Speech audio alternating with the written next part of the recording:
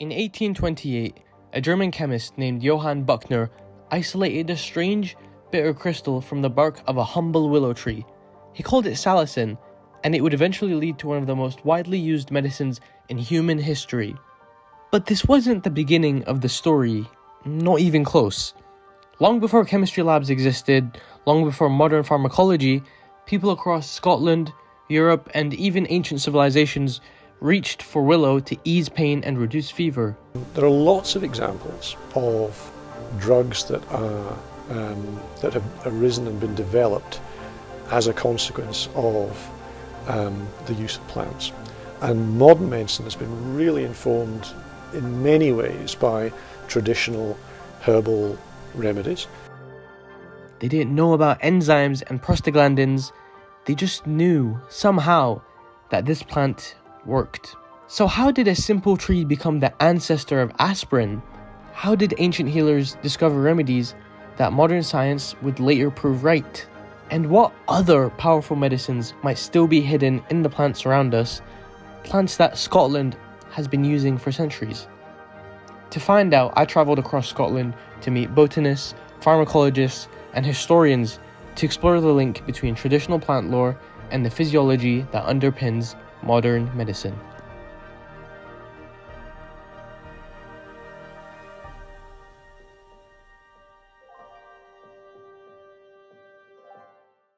Of course it'd be like...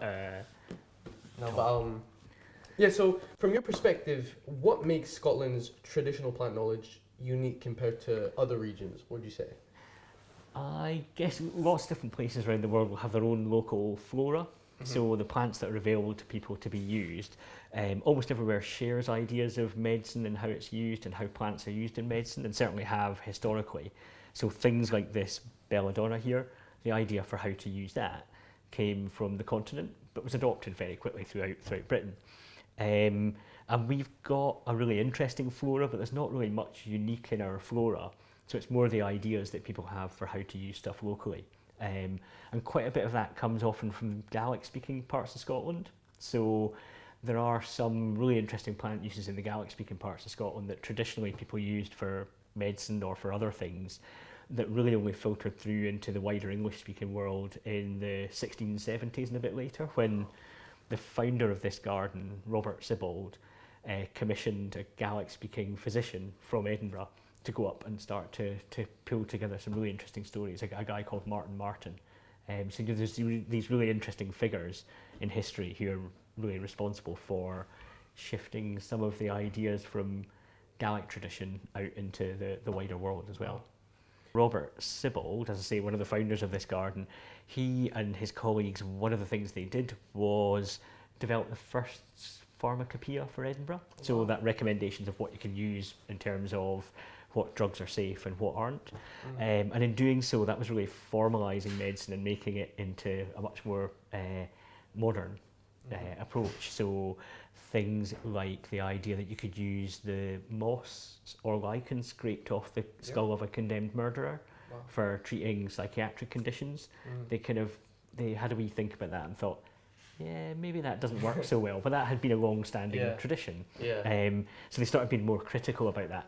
And maybe one of the ultimate end aims of that, or the end results of it, was this shift towards using simple single drugs and starting to pull out the active compounds. And that's obviously the basis of modern medicine today in many cases.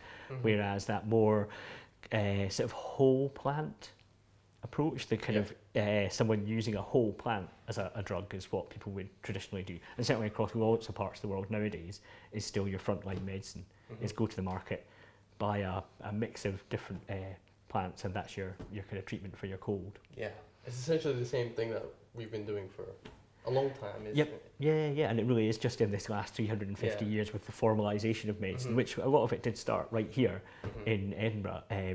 It seems to be a big shift. So these are the cabinets, the kind of protective cabinets, fireproof generally, and sealed in with a magnetic seal, because if herbarium beetle or other pests get in, they can do a lot of damage to the specimens themselves. This stuff here is from the British flora, and I'm just going to take out a salix, and salix of course is willow, so I'll maybe go for this one. It's always a bit of a gamble what you'll find inside, but they're really carefully stored, carefully kind of put back in. And occasionally you'll find these ones here with the kind of red folder. Yeah, they're kind of quite important. They're the ones where if someone names a new species for science, they have to designate a kind of type specimen, a key specimen. So these ones in the red folders are the ones that are the defining specimen for a particular species. Oh, wow. So this is Salix phyllicifolia, which I think it might be a kind of hybrid. One's from Ireland here. And there we go. Just really nice specimen there. So these are incredibly useful.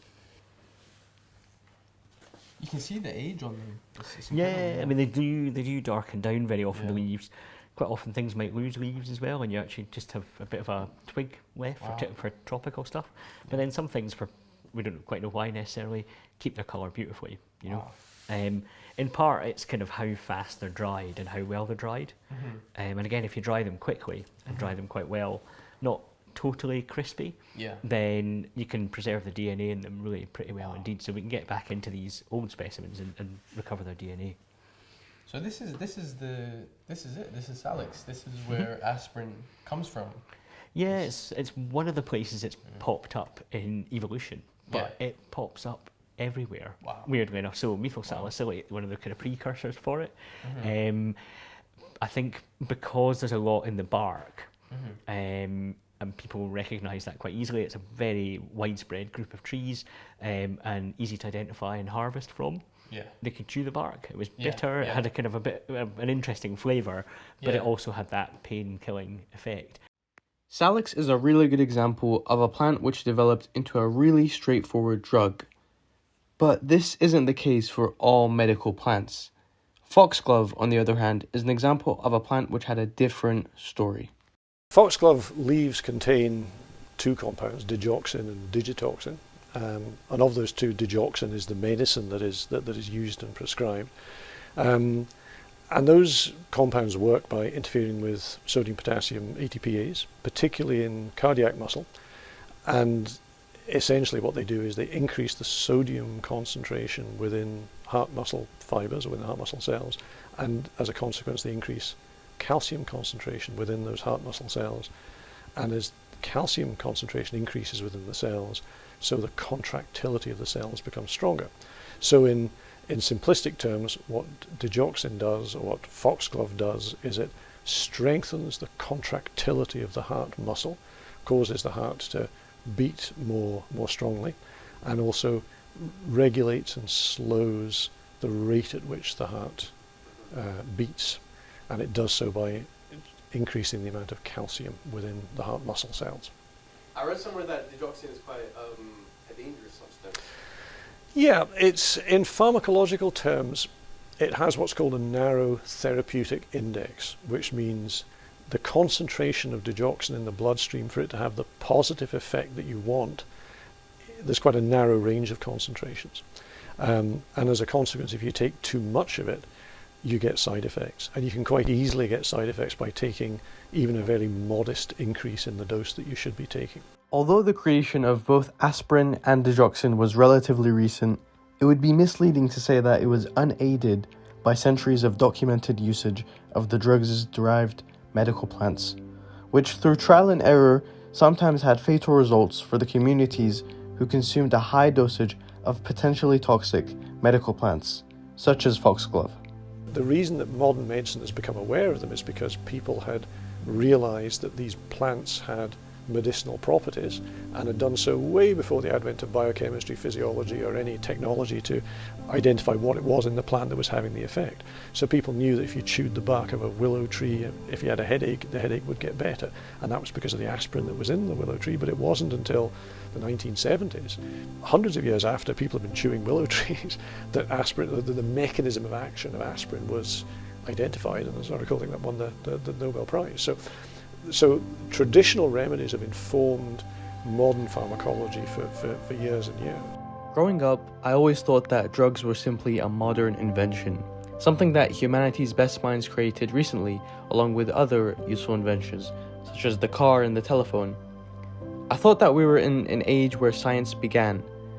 What I didn't realize was just how wrong that was. How people for millennia have been using what are essentially drugs, but just in plant form. Which begs the question, just how much do we not know due to our ignorance of the past? I have absolutely no doubt that there are a great many undiscovered pharmacologically active molecules in the plants that are out there that will lead in the future to breakthroughs. If there's still plants out there which can be made into drugs, then how do we go about discovering them? Or which compounds should we look for? I think Jeremy Gunawardena said it best when he said, "If science is looking for a black cat in a dark cellar, then biology is doing so without knowing that there is a cat there until one accidentally falls over it." If you enjoyed this documentary, then please click the link in the description or use the QR code on the screen to fill out a short questionnaire. This would help me immensely. Thank you for watching.